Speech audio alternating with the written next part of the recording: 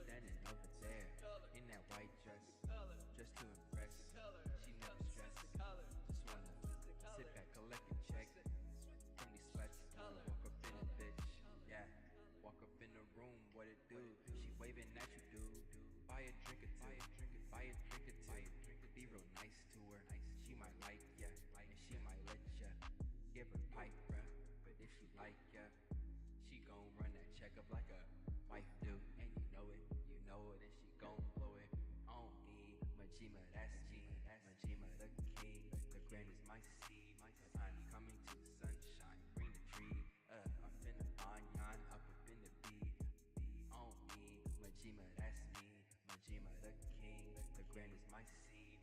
I'm coming to the sunshine, green the tree. I'm finna banyan up in the bee. I be up in the bag, and in the VIP. Look at you standing over there in that white dress, just to impress. She never stressed. Just wanna sit back, collect a check from these sweats. Walk up in it. Look at you standing over there in that white dress, just to impress. She never stressed. Just wanna sit back, collect a check from these sweats. Walk up in it, bitch.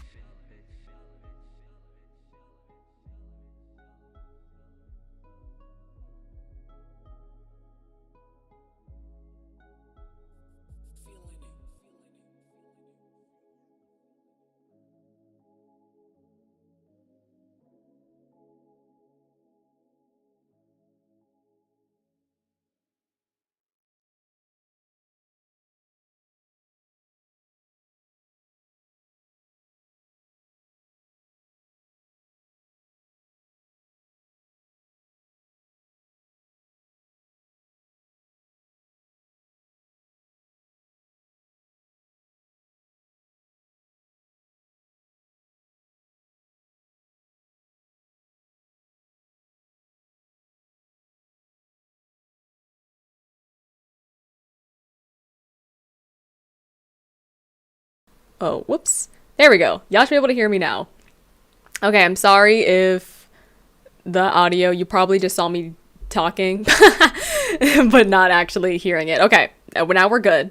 But yeah, welcome on into the stream. I was basically saying, today we are doing something a little bit different. We're going to do a live video essay. This is my very first time trying a live video essay. So I have like a PowerPoint presentation and we're gonna treat this like, you know, a college lecture, but like a fun college lecture. You can hear us now loud and clear. Okay, perfect. Alrighty. And also, everybody say hello to Bree. She's going to be my moderator today because I do have a script that I'm going to be going off of. But I still want to make sure I see your guys' messages throughout. So yeah, we have a moderator today. So I'm glad you guys are here. I honestly low-key scared nobody was going to come. Either because you don't know about the situation or just because, you know, whatever other reasons. But yeah, I'm glad that you guys are here and we're all excited. So yeah, let me go ahead and get up my script and we will get into it. I'm going to have my chat over here on my laptop. Alrighty. Now let's go over to this. Okay. You should be able to see my desktop now. Perfect. Alrighty, so as we can tell by the title, today we are going to be talking about the situation that happened with Berleezy about, it's coming up on 2 weeks now, but yeah, I mean, 2 weeks is almost like an eternity in internet time. For those of you who don't know, Berleezy's channel got like terminated and it basically like caused a lot of like, you know, uproar on the internet, especially from Berlin's fans. And I wanted to talk about, you know, how YouTube flags content, the disproportionate way YouTube flags content, as well as what that means for like the everyday YouTube creator and user. So your girl did a lot of research and we're just gonna get into it. And if you guys have any like comments or like additional like thoughts as I'm kind of talking, feel free to leave them in the chat. I want this to kind of be interactive, like a discussion. So yeah, I'm excited to have you like engage with the essay in whatever way, you know, feels right to you.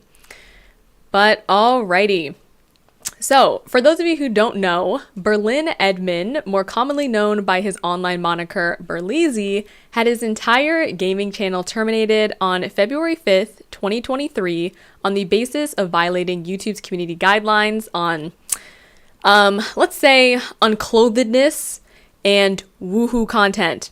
I'm gonna be kind of going in between those two words, so I'm not saying nudity and sexual content too much because YouTube don't like that. Watch this video get flagged just because I'm talking about the situation. But anyways, I think it's important, so that's my forewarning. That's my context. That's the key we're going to be using today. But basically, Jojo was one of the first people that delivered the news about his channel being terminated. We can see this on Twitter. Jojo was one of Berleezy's friends who says, "Hey y'all, Berlin knows about his channel being smacked." These are his exact words. "Blank, that's crazy. I'll fix it in the AM." And we can also see various like videos like this one. People were just watching Berlin's channel and then all of a sudden they go in, bam, this account has been terminated due to multiple or severe violations of YouTube's policy on nudity and sexual content. So Berlin is best known for his kind of humorous commentary over a variety of video games, and it is alleged that his video about from like an indie horror comedy game is what brought about the violation. But this caused a lot of outrage on YouTube's platform, claiming that his channel termination being an overreaction on YouTube's part. So this is not the first time we've seen a large video creators being affected by confusing and oftentimes disproportionate ways that YouTube flags some content over others, some channel over others. So today we're going to take a deeper look at what I'm calling the Berleezy Blip and the side effects of machine learning, personal bias or interpretation, and a lack of transparency from YouTube. Alrighty, so today's agenda, we're going to talk about what happened to Berleezy on February 5th and how are community guideline violations detected, as well as how YouTube is supposed to handle them. Keyword supposed to. We're then going to discuss if Berleezy violated the community guidelines to begin with, and if so, what's his punishment in accordance with YouTube's policy.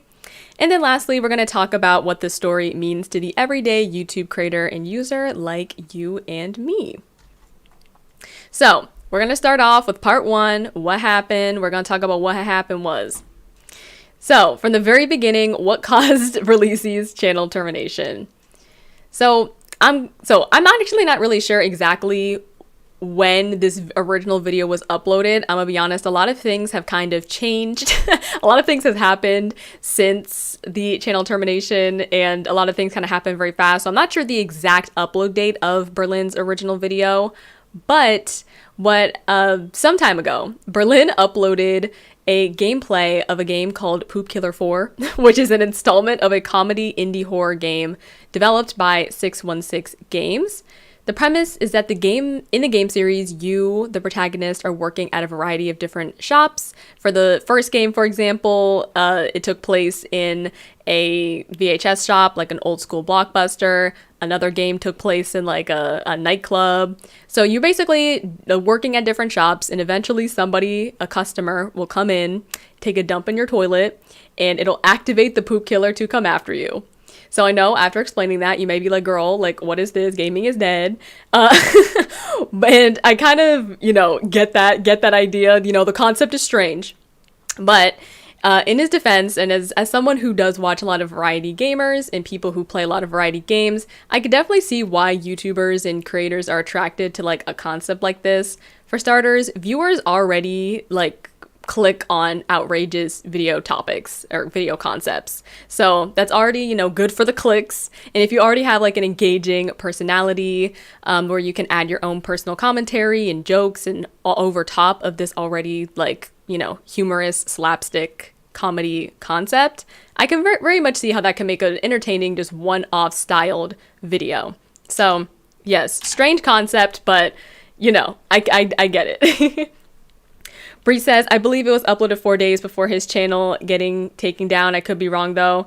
Okay, yeah, I know it was like very fast. A lot of it happened very quickly. So yes, it's good to know. But anyways, that being said, Poop Killer 4 takes place in an adult toy shop with all the things that you would expect to find in one. And the pixel art illustration of these various adult toys, films, dolls, and just things is what the folks who have been kind of following the situation assume caused his channel takedown. And of course, we can't like, you know with 100% guarantee of what specific piece of imagery was the community guidelines violation. Like in the edit, some stuff was blurred and some of the other stuff was not blurred.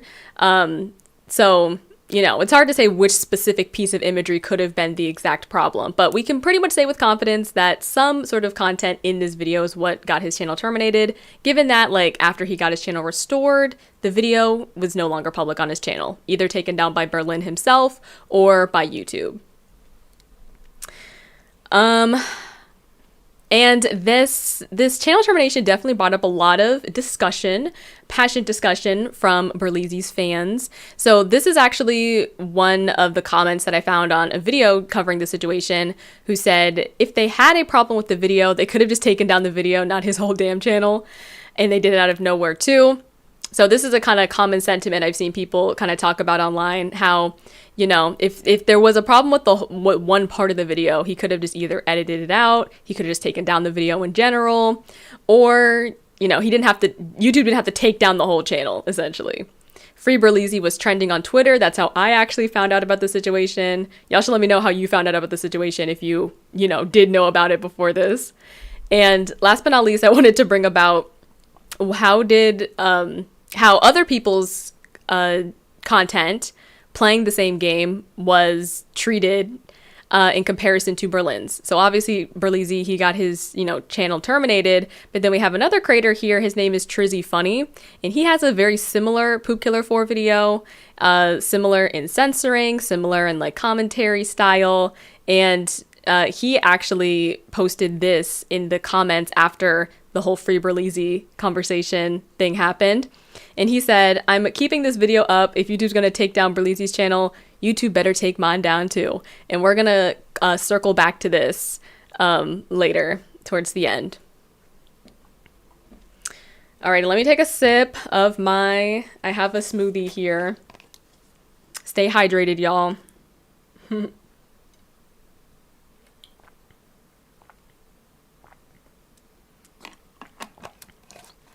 Brie, you found out about it on Twitter too? I had no idea. Yes. See, Twitter sometimes is good for something. It's good for like knowing generally what's going on. But yes, now we're going to go into part 2, which is basically how community guideline violations are detected and are supposed to be handled according to YouTube's policy. So all the information in this part is information that is public on YouTube's website. So whether it's youtube.com, whether it's Google's support page, whether it's how YouTube works, this is all public information, and all of my sources are linked at the top of the description. So if any of you guys want to like follow along or pull it up, as I talk about these things or read more into it, those sources are available to you. So how community guidelines violations are supposed to be detected. So according to YouTube, machine learning systems help us identify and remove spam automatically, as well as remove re-uploads of content we've already determined violates our policies. They assess whether the content does indeed violate our policies and protect content that has an educational, documentary, or scientific purpose. Our reviewer teams remove content that violates our policies and age restrict content that may not be appropriate for all audiences. Reviewers' inputs are then used to train and improve the accuracy of our systems at a much smaller scale. So basically what this means is that machine learning is supposed to auto-detect spam, violating content, and also re-uploads of said content.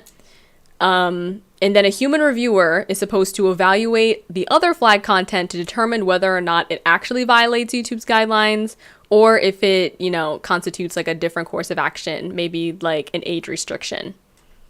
So that's how violations are supposed to be detected. Now we're going to talk about how violation, or if it's determined that a video is violating YouTube's guidelines, how it's supposed to be handled, essentially, like what consequences it's supposed to receive. So this, So this excerpt reads, if our reviewers decide that content violates our community guidelines, we remove the content and send a notice to the creator. The first time a creator violates our community guidelines, they receive a warning with no penalty to the channel. We will have a temporary restrictions, including not being able to upload videos, live streams, or stories for a 1-week period. Channels that receive 3 strikes within a 90-day period will be terminated. Channels that are dedicated to violating our policies or that have a single case of severe abuse on the platform will bypass our strike systems and be terminated. All strikes and terminations can be appealed if the creator believes there was an error, and our teams will re-review the decision. So essentially, what this means, the cliff notes, if you have one violation, you're supposed to remove the content and give the creator a warning, and there's going to be no penalty issued to them. If this is your second violation, you get 1 community guideline strike and no uploads for a week. And if this is your third violation, and especially in a 90-day period, then you are gone. So 3 strikes, you're out. Channel is deleted. And of course, you can appeal if you feel that your termination was wrongful. But I also want to take a moment to highlight this one sentiment right here where it says, where is it? Oh, channels that are either dedicated to violating our policies or that have a single case of severe abuse of the platform will bypass the strike system and be terminated. So we're going to talk a little bit more about that. So underneath the nudity or the unclothedness and sexual content violation, you can get your channel terminated for going too far with this specific area of like policy. So as you can see, this includes real world, dramatized, illustrated, and animated content, including woohoo scenes, video games, and music. And this is basically an excerpt that basically regurgitates the same thing. And also I want to bring attention to this bottom part, which I think may relate to the poop killer thing.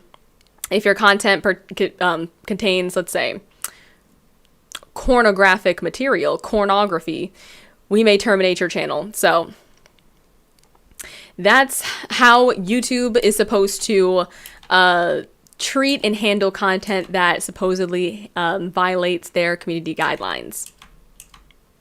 So now we're going to look at some examples so we can be very clear about, what YouTube's policy says is a violation of particularly the nudity and sexual content, like pillar, I guess we're going to call it. So these are some examples of stuff that is just not allowed on the platform at all underneath this policy.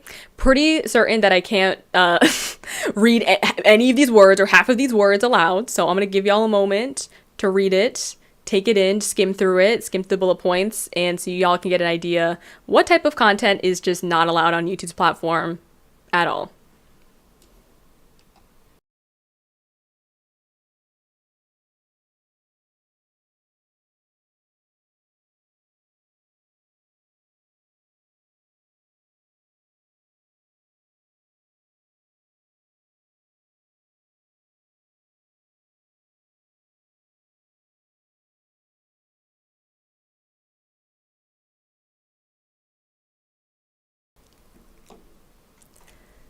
So as you can see, it's pretty much like, it makes sense. A lot of like the, very egregious out there stuff is not allowed on YouTube. But I do want to make a point that a lot of the descriptors specify that content on YouTube or sexual or nudity content on YouTube that is meant to sexually gratify, those are like the big no-nos. So there's an emphasis on the sexual gratification for things that are a violation, a direct violation of YouTube's policy. So now I want to give you some examples about some nudity and woohoo content that can be on YouTube, but will warrant a restriction, and in this case, an age restriction. So again, probably can't read half of these words aloud, so I'm going to give y'all a moment to just skim through the bullet points. So again, these are things that are allowed on YouTube, but will warrant an age restriction.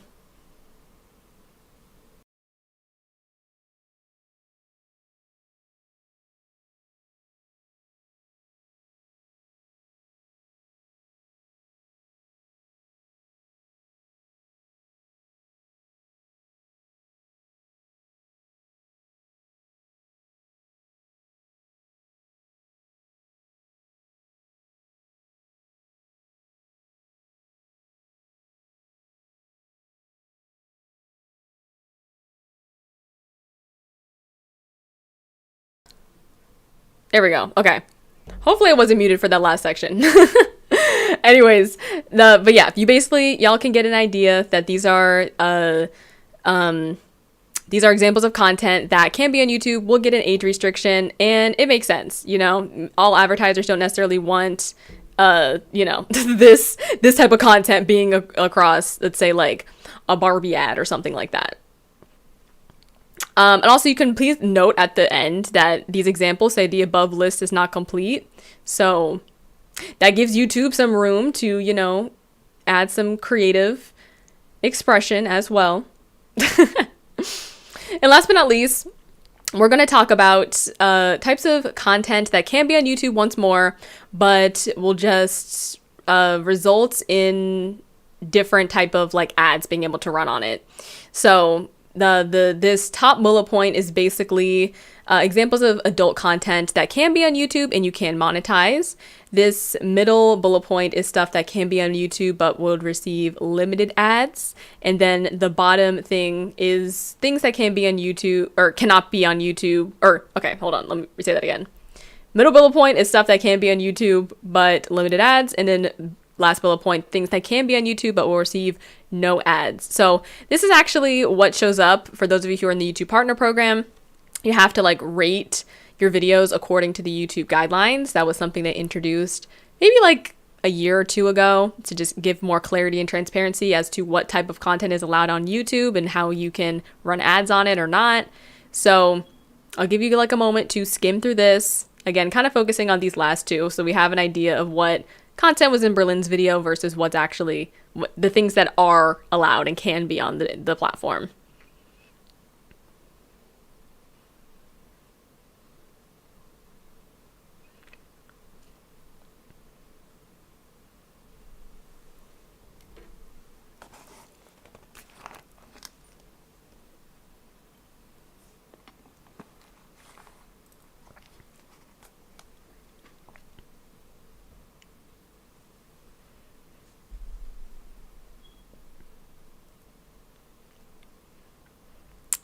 Alrighty. So now I'm going to get a little bit into policy updates and looking at how recent are the guidelines and if they have been updated at all. So I actually found this when I was doing research of like the policy, this particular policy. And the last update I've seen was from September 7th, 2022. So this is basically as much as information I've been able to see about updates to what specifics are allowed on YouTube. If you actually like go to the website, and I linked to this in my sources, you can actually get a more specific like list of all the things based on advertiser suitability, all of the examples. I think the only kind of thing specific to Berlin's case in particular is probably like this. Oh wait, hold on. This might have been updated since. Hold on.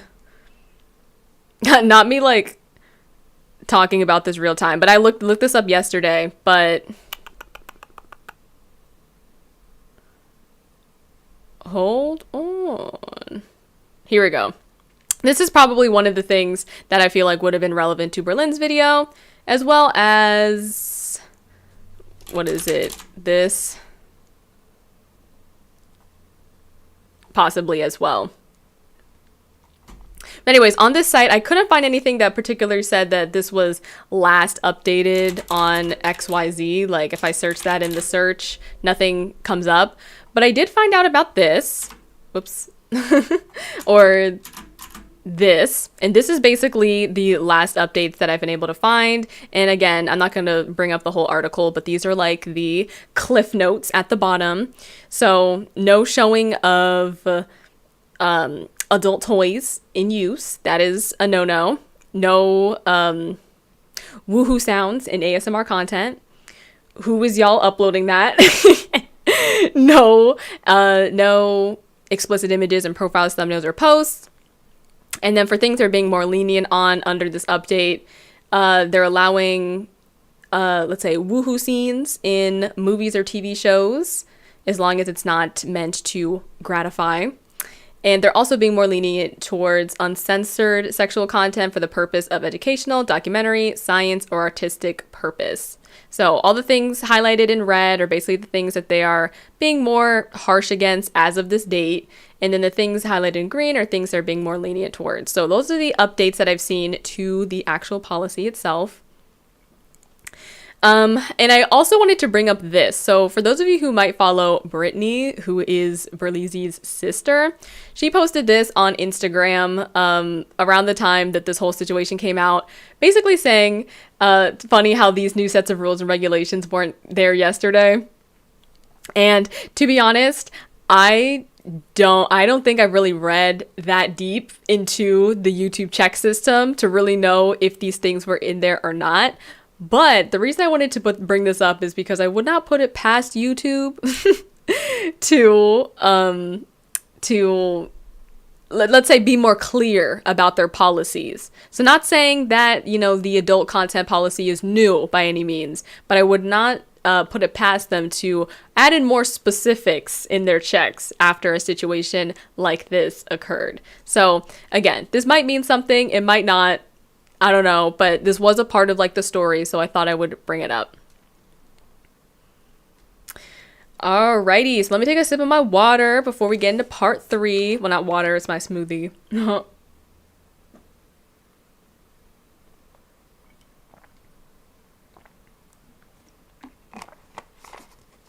if you guys are enjoying this live or finding this essay helpful so far, be sure to leave a like and engage with it. That greatly helps me out. You know, we all trying to get on this algorithm thing and whatnot, so I definitely appreciate that. But now we're going to move on to part 3, which I'm calling Order in the YouTube Court. Just to be clear, there's no real lawsuit that is happening. This segment, this bit is going to be dramatized for educational purposes. But basically, I wanted to illustrate YouTube side, like the side of like a YouTube reviewer, potentially. Obviously, I don't know because I'm not a YouTube reviewer. I don't work for Google.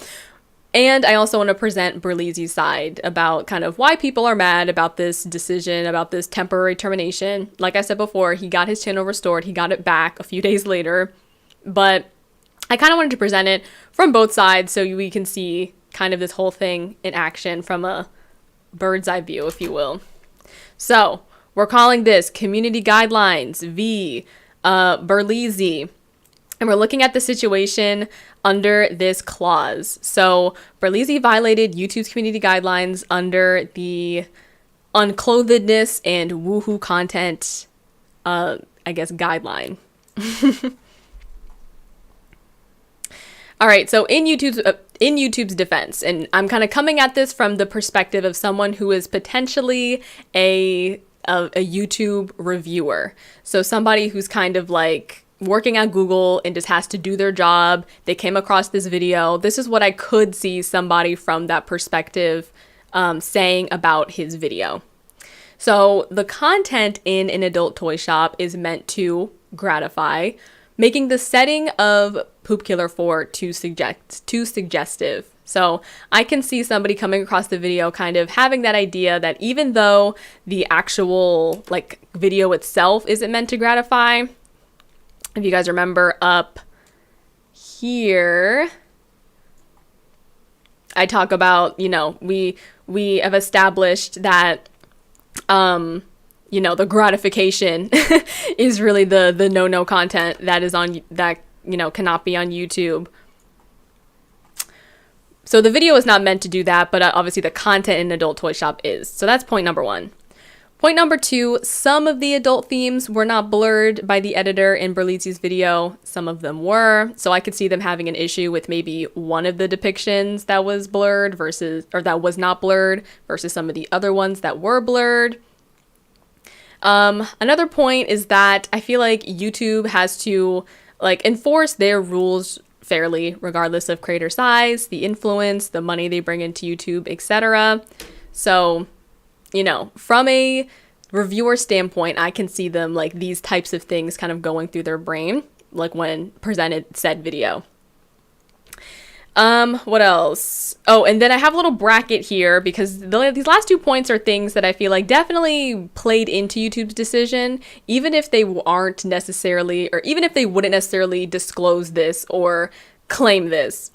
So at the end of the day, YouTube is an advertising company, and risque content, especially sexual content, does not fly with YouTube's advertisers.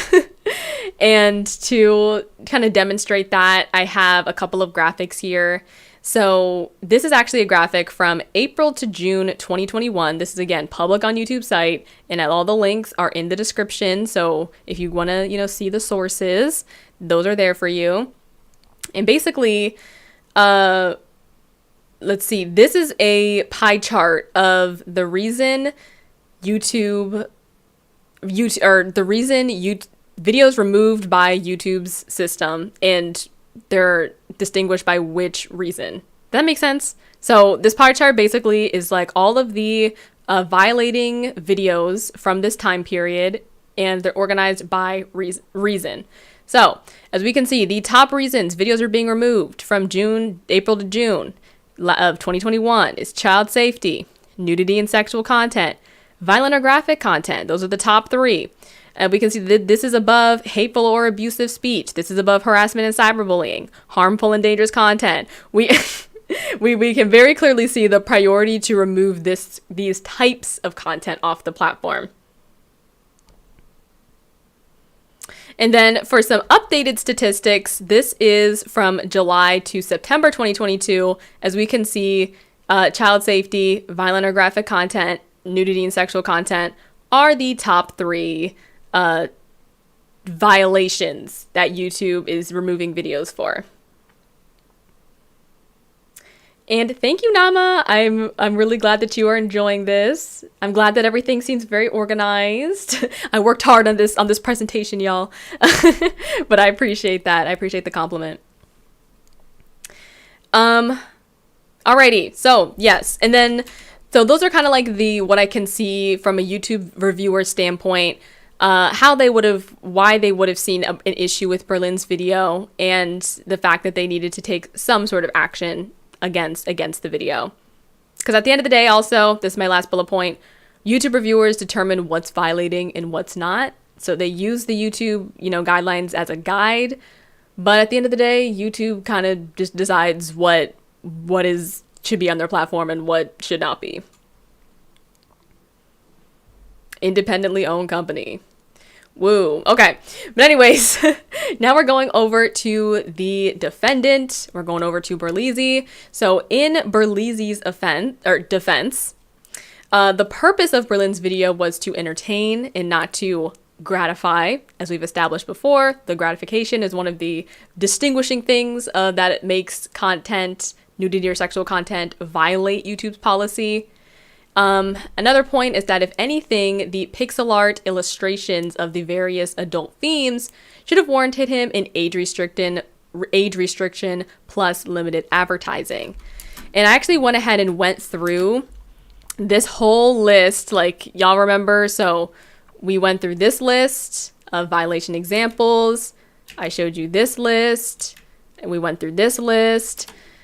I went on the websites, pulled out, I think, specific examples that I think Berleezy could have been pinged for, or things that I think maybe a reviewer could have seen wrong with his video, and I organized them under what should have warranted him limited or no ads. So these are the examples I pulled. And then these are examples of things that should have warranted him in age restriction. So one more time, just so y'all can kind of skim and get a look at them, these examples. Literally pulled directly from YouTube's websites on their example descriptions.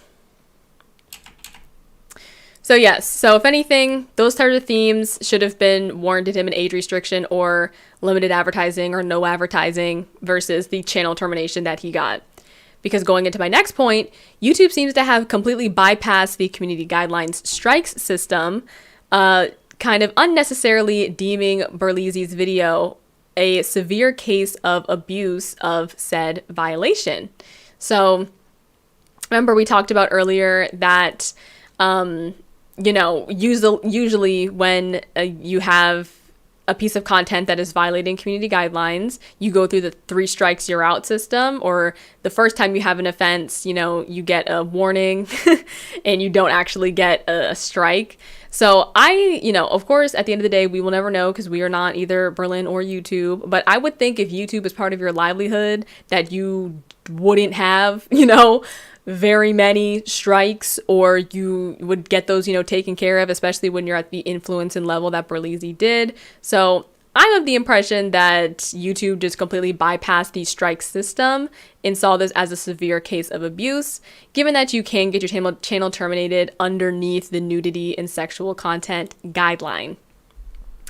And then the last bullet point I outlined here is that other people have similar, if not the same, either censored or uncensored imagery in their videos. So why did some people either get no punishment at all, some people got age restrictions, and not channel terminations? So that's another big conversation piece I've seen around this topic. Why did everybody with the similar or same content, whether censored or uncensored, because some videos were more censored than others, or less censored than others, I should say, why did everybody seem to be getting different treatment?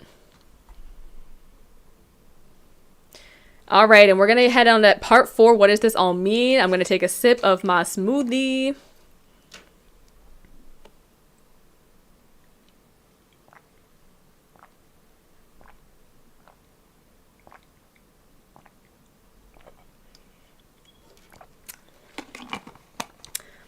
And again, this is something where you guys can kind of implement your own thoughts or be thinking about like your feedback, because I think it would be interesting to hear from y'all what y'all think about, this whole situation and, the various subtopics and sub themes, I guess, that could be pulled from said situation. So feel free to leave your comments in the chat, or if you're watching this as a VOD, you can leave it in the actual comment section so we can, continue this conversation and keep, having it. But what does this all mean? So I think for starters, YouTube has a problem with inconsistently flagging videos. So we obviously can see that from Berleezy's, entire channel being terminated, versus we have other people's whose videos are still up, they're still public. And then some other people's videos got age restricted. So the reason I really wanted to highlight this video versus Berleezy's video is because his name is right here on the right. His name is trizzyfunny. He's the one who left the comment at the beginning. This one that basically said that if YouTube's going to take down Berlin's video, he needs to take down his too. The reason I wanted to bring up his video in particular is because,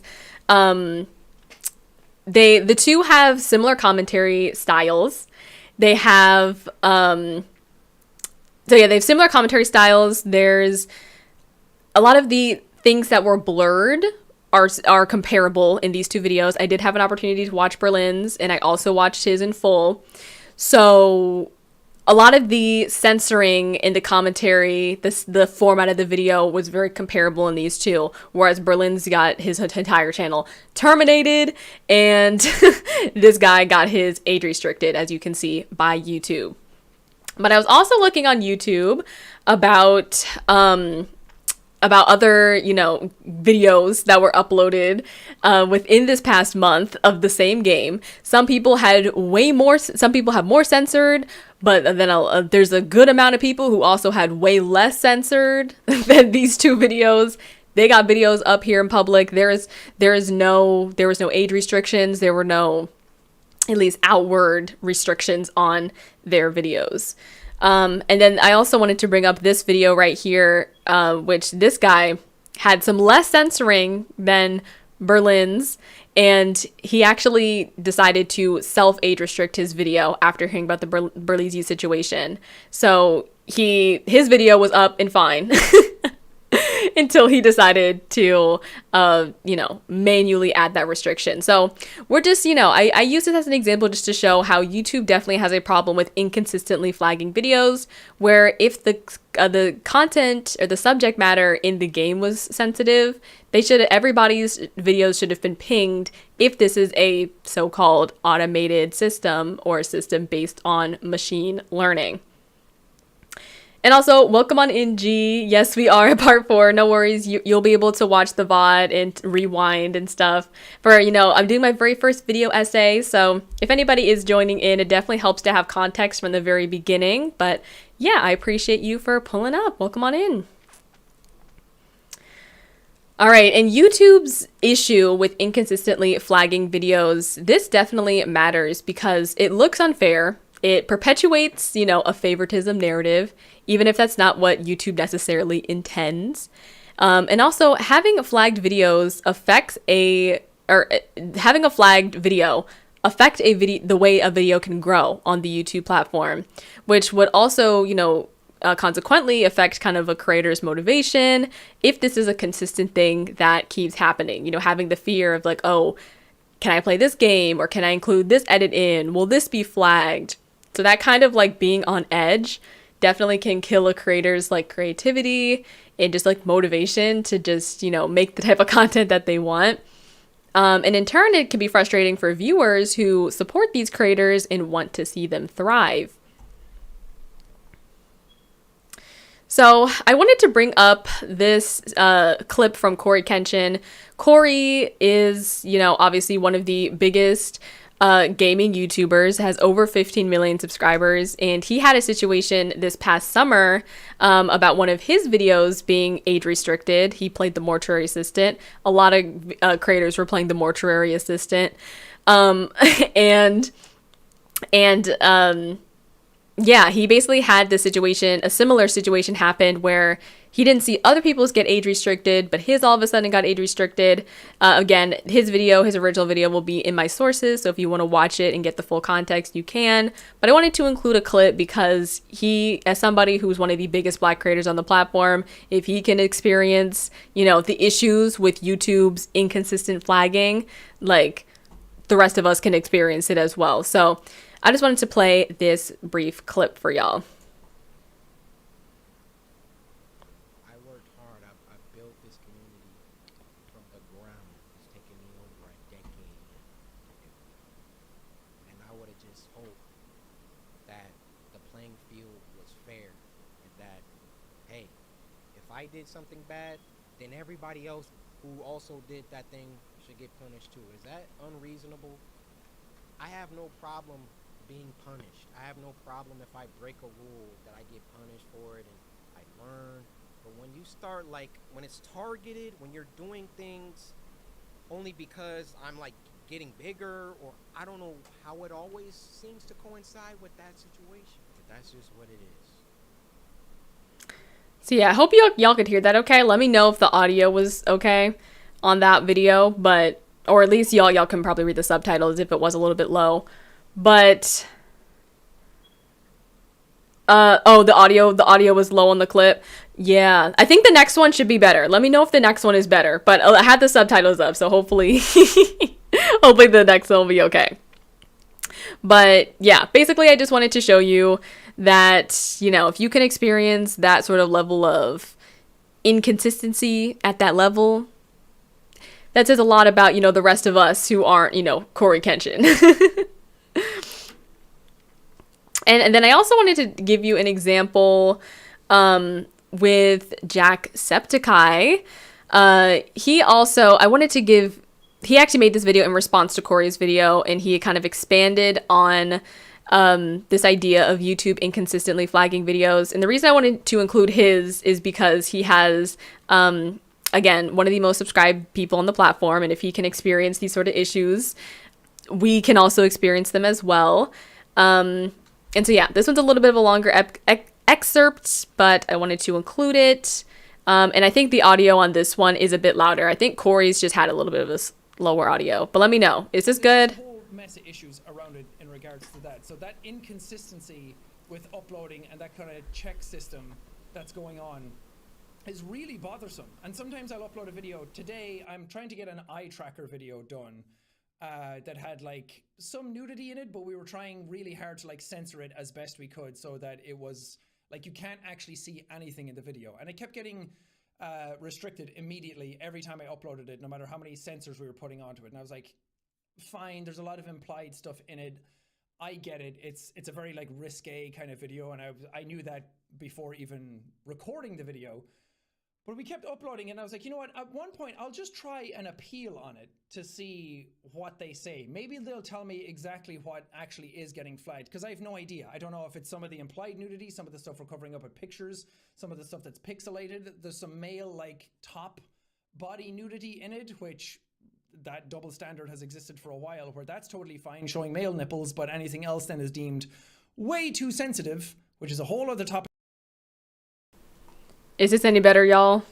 I can see y'all saying it's low. Oh, am I dark? Why am I this dark? Hold on. Can I get my... Let me make my myself a little brighter too. 1 second.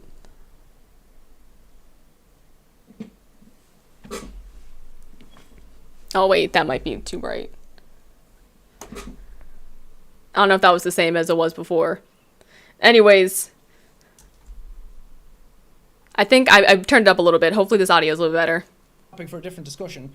But I was like, okay, maybe it's that. But then all of a sudden, the appeal came back and the video was greenlit. And I don't know why. I don't know why suddenly it's fine, because somebody looked at it and was like, actually, yeah, this video is fine. Why is it getting flagged? So it's this imbalance between the system flagging stuff versus like a manual reviewer flagging it. And a lot of times I don't know which is doing it. I don't know which is which. I don't know who's actually checking this stuff or what's checking this stuff, why it's getting flagged. And that, I think, is the biggest issue with all of this, is that lack of communication and transparency and willingness to know what we're getting flagged for. And that's been an issue for a really long time on the platform. Because not only can that happen, but the reverse can happen as well. Okay. And then I also wanted to share this one other excerpt right here. And record stuff. And I know these systems are in place for good reasons, like to keep children safe, to keep pornographic content off the platform. Like, for the reasons that they're implemented, they're very good reasons for them being there, and I completely understand that and don't want them to go away. I just wish it was more consistent and a bit more transparent as to what's going on, because right now it feels like you get flagged for some sort of stuff and they won't tell you what it is because either they don't know or they don't want to tell you, because then it'll like poke holes in the system. And I guess this is a good jumping on. Alrighty, so that's that clip. Okay, I'm glad the audio the second time around was better. And I had the subtitles, so hopefully that also helped for the first low clip. But essentially the first clip that Corey was talking, he was essentially talking about how, you know, it's not necessarily about like large creators breaking rules, and like, you know, when a large creator breaks a rule, just like anybody breaks a rule, you should be able to be, you know, punished for it. But when it's like targeted, or you're doing things that aren't happening to other creators, like that's when we have, you know, issues. And then I also wanted to say more about Jacksepticeye's video is that, of course, again, like creator, large white male creator, if he, with his level of access to YouTube and numerical success on the platform, can also be experiencing inconsistent flagging, the rest of us can, of course, experience that as well with much smaller platforms and with much less access. And another thing I also kind of wanted to mention is, like, it's quite interesting how some people's his video that had similar nudity or sexual content themes, how that was able to be approved by a human reviewer, whereas, you know, Berleezy's video, the first course of action was terminated. Like, why does his first get an age restriction and then get greenlit versus, you know, Berlin automatically getting booted out of here? But we will circle back to that at the end. And there's just a whole mess. All right, next. So that also leads me to wanting to talk about, like, who is responsible for the who is responsible basically for the inconsistent way that YouTube flagged videos on its platform. Hold on, let me go to get this part of the script. So, yes, I basically have kind of accumulated the 3 main ways that we see videos get flagged. So I wanted to include, first of all, this graph, which is from April to June of 2021. And this basically shows what method was the initial point of detection from YouTube. So, not to say that a human reviewer didn't go back later and review said detective content, but this graph basically illustrates what method by YouTube was the first detection of potentially violating content. So, as you can see, we have nearly 6 million videos. Number 1 are first being detected by automated flagging systems. Then you can see these little tiny slivers that are detected by users. Even smaller sliver is detected by a trusted flagger, which I'll get into. And then even smaller slivers by non-government agencies and government agencies. But overwhelmingly, nearly 5,000 videos from this time period, April to June 2021, the initial course of detection was an automated flagging system. Now here's some updated statistics. And again, sources are all in the description. July 2022 to September 2022, the first course of action, how videos were removed, nearly 5,000 are detected by automated systems. So we have the automated flagging that is responsible for detecting, YouTube videos inconsistently. And another thing I wanted to talk about is the YouTube Trusted Flagger program, which is something I didn't know about, but they were on this. They're on this graph right here. You can see the little yellow sliver that they contributed. But I wanted to read a little bit about this because this is actually something I didn't know about. So basically, YouTube has a program called the Trusted Flagger program, which basically it consists of people from government and non-government agencies.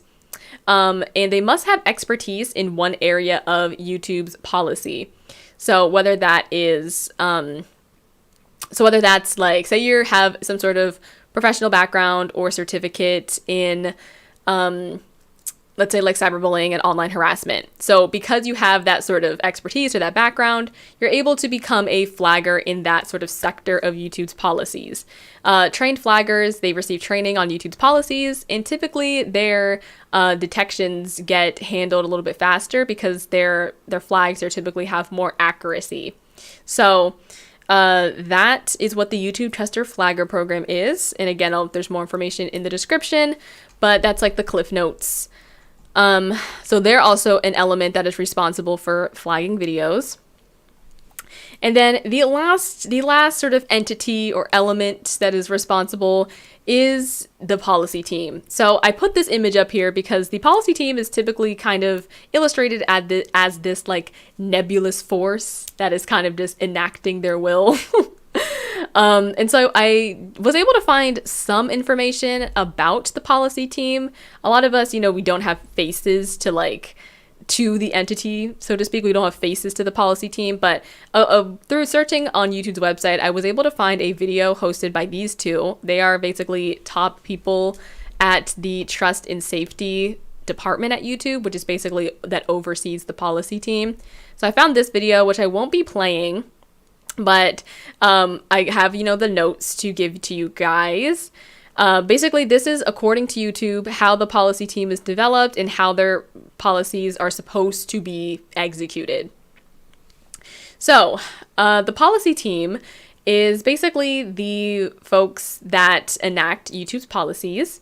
They consult with outside experts as well as some creators to develop policies. And by outside experts, that could consist of non-government agencies, law enforcement, academia, industry professionals, or other policy organizations. So before a policy can actually be made into a legit thing, they have to be approved by the senior executives, so senior people on the team.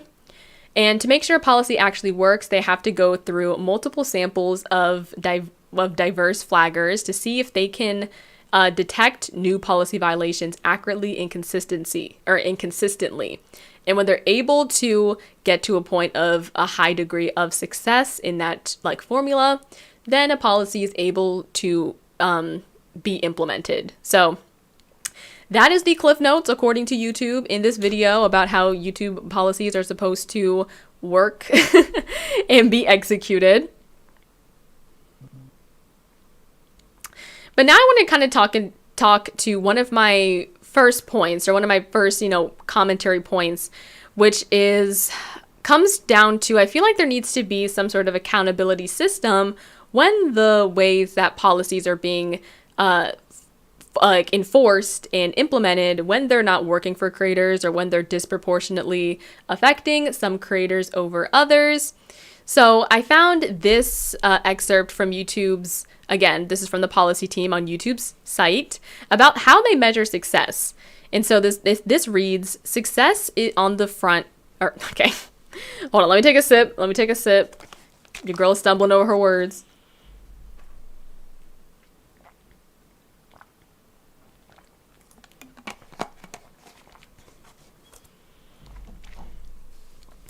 Okay, but success on this front is hard to pin down to a single metric, but we're always listening to feedback from stakeholders and members of our community about how we can improve.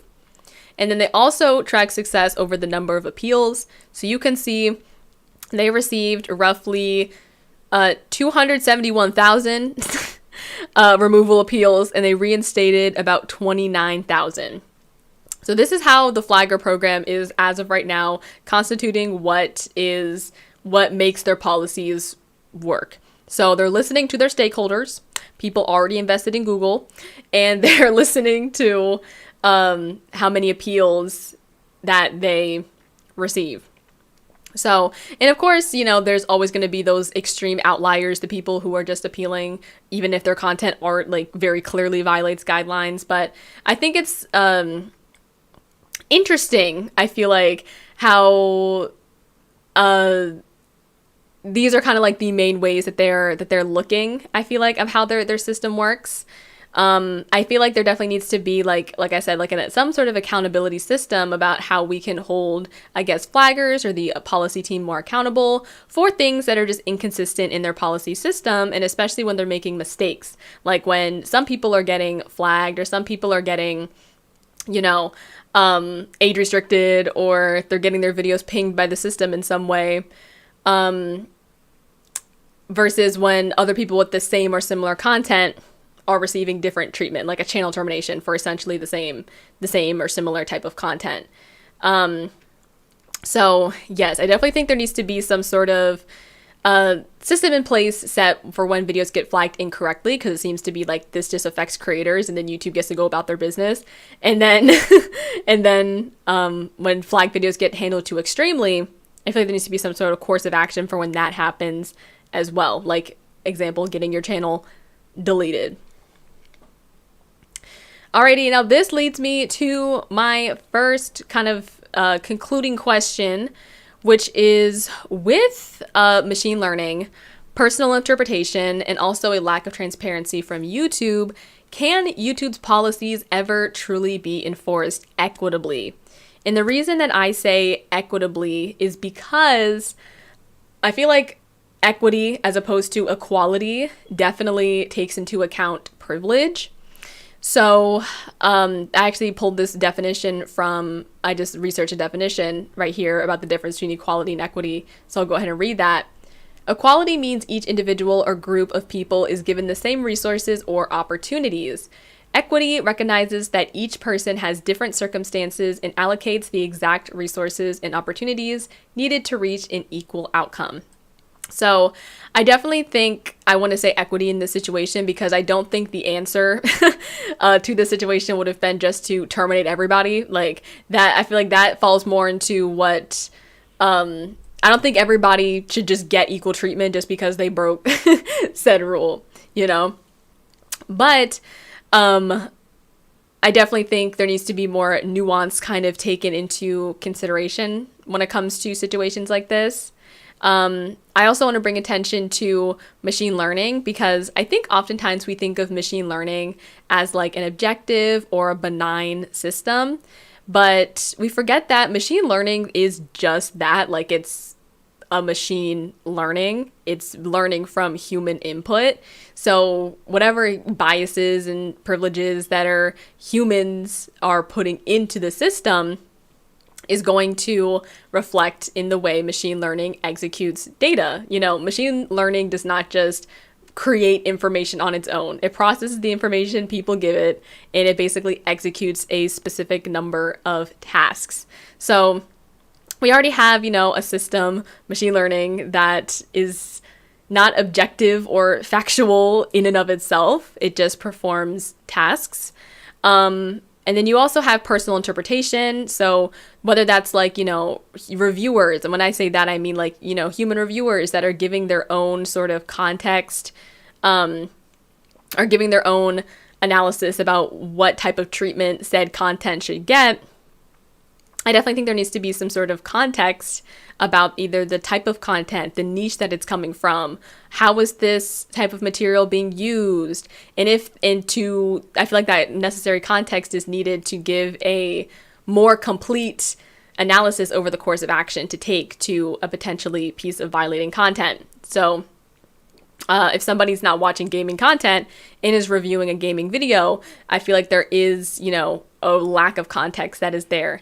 And an idea I did think about, and this is not, you know, a perfect idea, but especially for larger creators, because this is also happening to them as well, if they have some sort of representation from YouTube, like a YouTube rep or like a partner manager or something, I wonder if there's a way that they could be involved with, you know, age-restricted or flagged videos, potentially violating content, whereas they work more closely with the creator and can give greater context to the policy team about said flag. So I'm wondering if there could be some sort of collaboration between different teams in that way, so that we can have proper context to how we're approaching videos. And last but not least, the lack of transparency. Like, we're looking at this in Jacksepticeye's video, where people don't even know a lot of the times, like, what they did being wrong. And of course, I know YouTube can't fully disclose how their automated flagging system works, because I think, you know, that will poke holes in the system, or people can like game the system if they know specifically like how it operates. But I think like when people are breaking rules and you all of a sudden just like don't tell them what they're breaking or what was wrong with the material, it could be the concept of the video itself, or is it just one piece of the video that's fine and the rest is like, or is just one piece of the video that's the problem and the rest of it is fine. Like, having that just sort of ambiguity around what's violating the rules and what's not, I definitely think is an issue. So I feel like with these three things involved, the machine learning, people just, you know, bringing their own interpretation into what's violating and what's not, as well as a lack of transparency from YouTube, I don't really think that the current ways the policies and guidelines are kind of being enforced can ever really fully be equitable across different people who, you know, meet different needs. And again, I want to highlight the definition of equity, where basically it's allocating the exact resources and opportunities needed to reach an equal outcome. So if there is some person that has, so say in the Poop Killer 4 video instance, if it was a specific scene or piece of imagery that was the issue, people's videos who were blurred, say blurred that part, that inappropriate part, maybe would be like greenlit by the system. Or people who maybe didn't blur that part get age restricted by the system because it's that specific part that's the one that is violating, you know? So, yeah. So I don't think the answer is to terminate everybody or to age restrict everybody, but I think to be more clear about what it is that is the actual issue can definitely help make this more equitable when it comes to flagging certain videos. All right, let me take a sip of my water. We're almost done here, guys. I got a couple more slides.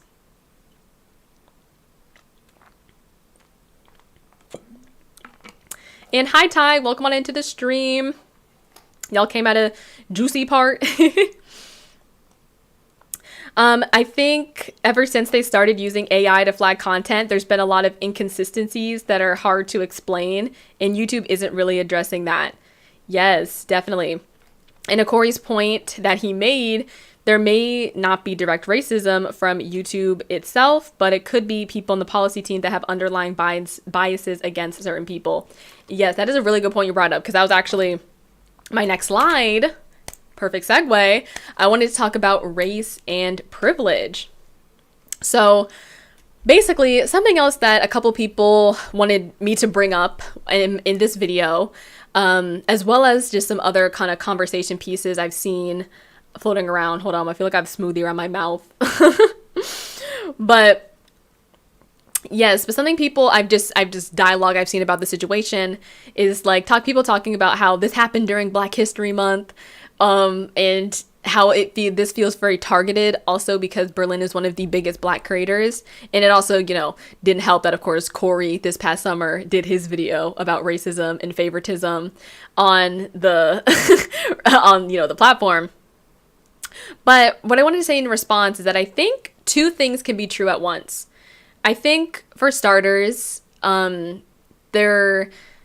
it's true that the content in Berlin's video, the Poop Killer 4 gameplay, was not necessarily appropriate for all audiences. It's true that there's some content that I can very easily see not being able to fly on YouTube's platform just for a general audience. That can be true. And what I also think can be true is that racial bias can be involved in the ways that Black and otherwise non-white creators, but specifically Black, are seemingly disproportionately punished harsher when violating content policy than their white or non-Black counterparts. So to give an example, to give a YouTube example, to be specific, we did talk about Jacksepticeye at the beginning. We talked about how his video that, you know, had themes relating to like unclothedness and sexual content, how his video originally got an age restriction and then got greenlit by a human reviewer before he even uploaded it. Versus Berlin's video, he uploaded it, a few days later got his channel terminated. No warning. We can see that disparity happening there as well. Another large YouTube creator bringing in big numbers to videos that are violating similar content, a similar content pillar, is all of a sudden treated very differently. I also think some other YouTube examples. Do y'all remember Logan Paul and the issue in 2018 with the video in the forest? How that was just up and public and trending for multiple days. He still has his channel, and all his stuff was fine. Even if you want to talk about his brother Jake Paul, like, there's just been so many instances of like larger creators that, again, bring in big numbers, bring in big money to YouTube, and for their offenses, they're getting different types of treatment. When you would hope, if you break a rule on YouTube or if some sort of policy is being violated, that they would be treated in an equitable manner, so that, you know, we're protecting the viewers' experience on the platform. We're not obviously YouTube, again, once again, like, is an advertising company, so we're not putting, so I get that they, you know, don't want to have super insensitive or non-ad suitable videos on the platform. I get it. But let's just make sure that all that content is being regulated kind of in a similar way, and that people aren't seeming to get like preferential treatment over others. But yeah, so I wanted to talk about that a little bit when it comes to like race and it comes to privilege. I feel like I can also see parallels just in the real world. We can see how for things that Black and, or let's focus on Black people, offenses that say Black people make, the harsher punishment they seem to get for said thing. We can see that in instances like George Floyd. And not to say that, you know, again, I'm not making this a direct comparison, Berleezy's channel termination versus people losing their lives, but if we can't just, I feel like it's important to also see how like these structures, the social structures that are happening in real life also get simulated in different ways on the internet. And so to see it as more of a structure and a system, I feel like is a more helpful way of looking at it. But yeah, instances like that. There's instances like, I was watching recently a documentary about the 1922 LA riots.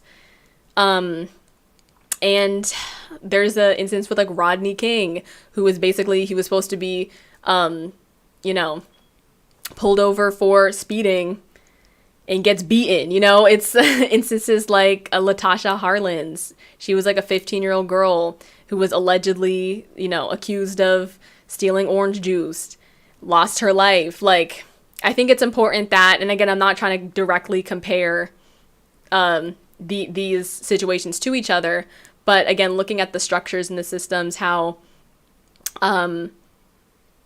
for Black people's offenses, or a lot of times non-white people's offenses, there's oftentimes harsher treatment. I even read, I was hearing a story recently about like Black kids in school. Like a lot of the times if a Black child has like behavioral issues, they'll be treated in more of an adult-like manner, even if they're both, you know, they're children, versus a white kid's behavioral issues might be treated in or seen a completely different way. I've, you know, heard countless stories about things like that happening. So, and of course, there's actually, in my sources, there's some more information about social structures, real life social structures being simulated in online spaces. So you can read up on those if you would like to. But yeah, let me see. Ty says, do you think this will improve or become worse with the new CEO of YouTube? It's hard to say, because at the end of the day, like, there are so many different, like, sectors of YouTube. Like, there's so many different, teams that work at YouTube, where the CEO's role, I don't know like what that exactly consists of. Obviously they have like, you know, a high degree of power, but like the CEO was not working at the policy team, you know? And honestly, I haven't read that much about the new CEO of YouTube, so I don't know like their background or like what their goals are for like taking over this role. Like I'm not sure about that. I'd have to read more into it, but I feel like it takes responsibility on multiple people's parts, is kind of my thoughts on that right now. Let me go ahead and take a sip of my water.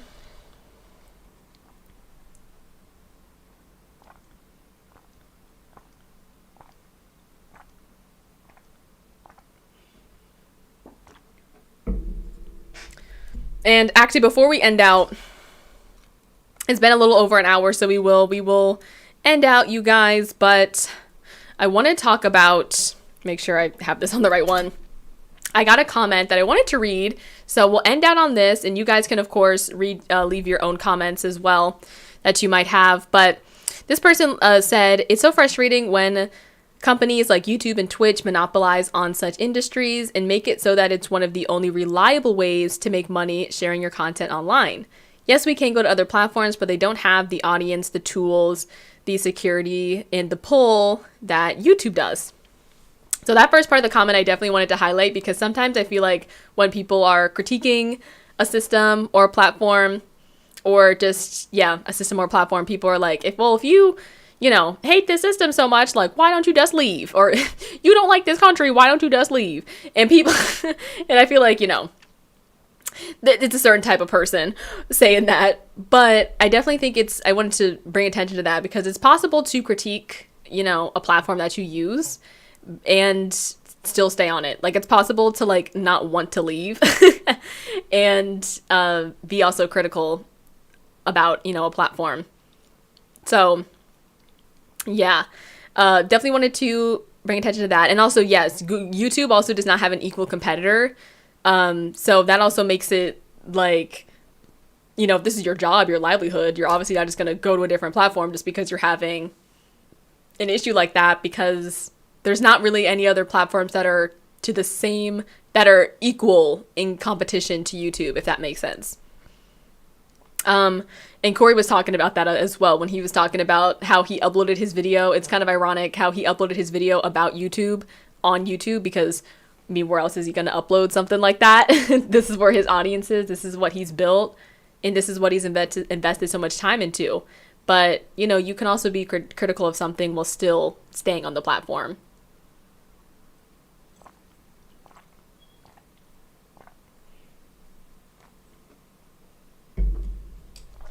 And then Amani also writes, people forget that bots and AI moderate our feeds, the content people post, and are created by humans with bias. And many of the codes and info they use develop these things and are using resources that were made a long time ago that they just build on.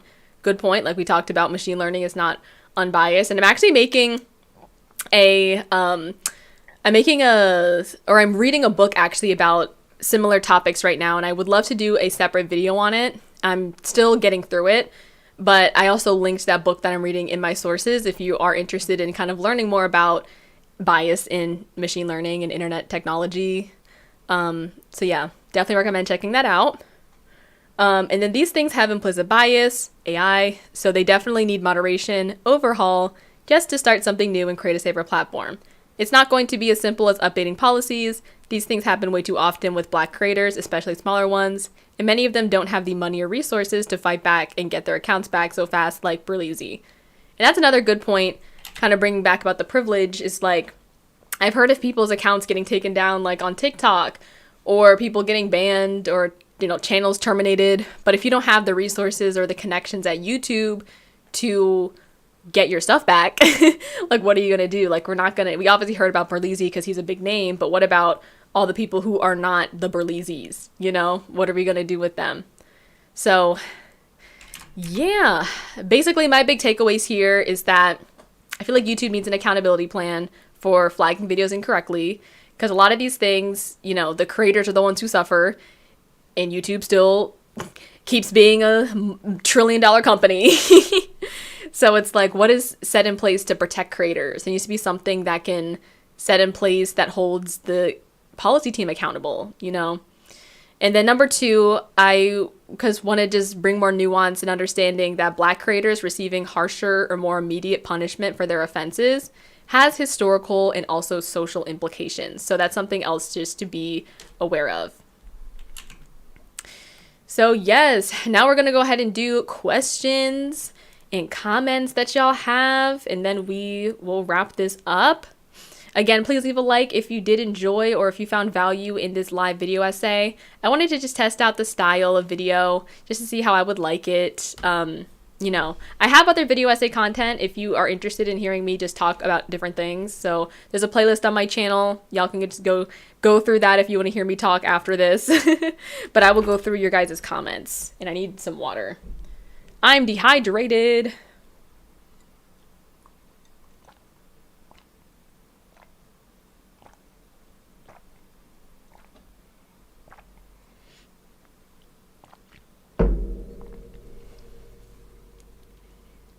And I'll go back over to my big camera,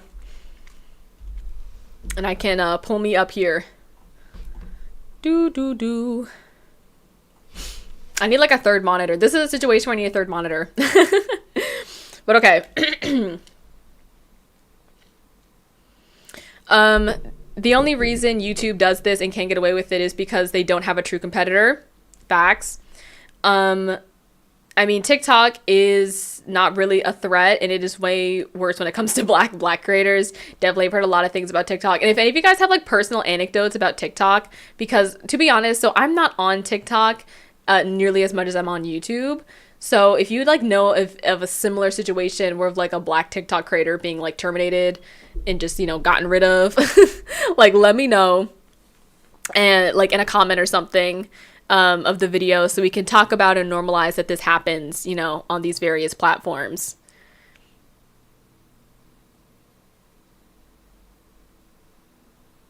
And yeah, in response to you, Nama, yeah, I feel like it's definitely true. You can critique something and still use it, you know? So I feel like that's important. Like you can still want to be on this platform because it's something you spend so much of your time into and building, and also have a problem, be listened to when you have a problem. It's almost like if you have like a boss and like say that you like your job, but you're just having like an issue with your like with something that's happening on your like with your management, like you should be able to address it to management without fearing like losing your job, you know? Not that that always happens, because some people are just, you know, the corporate greed gets to them, but definitely. Seeing and hearing about all this, and being someone that wants to be a content creator and is currently writing for my video, I really feel that the only other option is starting your own blog. Yeah, I feel like sometimes though, at the end of the day, like blogs, you're still using like a service provider. But I wonder how the moderation, or how like flagging people, how that's different in like the blogosphere. I wouldn't know. I don't know as much about that. One thing I have on my eye is Nebula. A lot of creators have been pushing the platform to have a migration over. I have heard about that. I have heard of T1J. He's one of my favorite commentary creators. He's done several sponsorships with Nebula. So that is something I actually have heard about. And no worries, you can always watch the VOD later if you want the full context, the full experience. I'm on TikTok and I haven't had any issues, but it's definitely obvious that black creators don't get pushed as much as non-black creators. You have to put black girl when searching things because TikTok won't show it. Yes, and that's an issue with YouTube as well too. Like, you know, not being able to find the black content creators. And I talked about that in my last YouTube video as well. I brought that up. But all right. Any final things, you guys?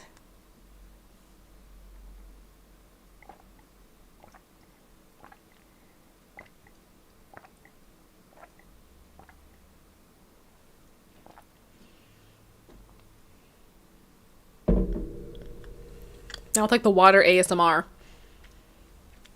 But okay, let me see. Let me go ahead and put this down. I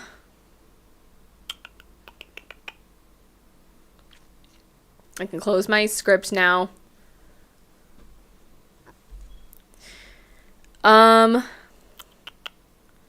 Great job, Asmara. This was presented well. YouTube has so many problems that need to be fixed, not just by removing the number of dislikes. Yes, that is true. Oh, that could also be, I wonder, would y'all be interested in like a short video on that, removing dislikes? Because I actually have some thoughts. And maybe they're kind of unpopular, but I don't know if y'all be interested in that. Like a mini video about dislikes or other things about YouTube. But thank you, JJ. This was a great a video on TikTok. There was a video on TikTok of a black creator pulling Black Lives Matter and black supremacy on something and it wouldn't go through. Oh yes, the creator marketplace. I was literally reading about that last night as I was like trying to get some examples for this essay or just some more information. I did see that. If you search like creator marketplace, TikTok, Black Lives Matter, it should come up.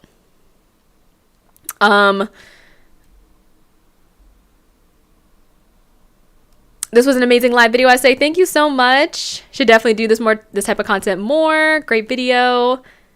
Thank you. I appreciate that. And yes, you guys would be interested in a dislikes video. Okay. I feel like because it happened so long ago, I never know if people are like still interested in these types of things. But that's good to know. Alrighty, thank you so much for spending some time with me today. I appreciate that. Your girl has to go to work in like an hour, so yeah, I, will not be just chilling today. But yes, I definitely appreciate you guys being here. And be sure to leave a like as well if you enjoyed this video, if you're just joining in. And I will see you guys later. Bye, y'all. Thank you so much.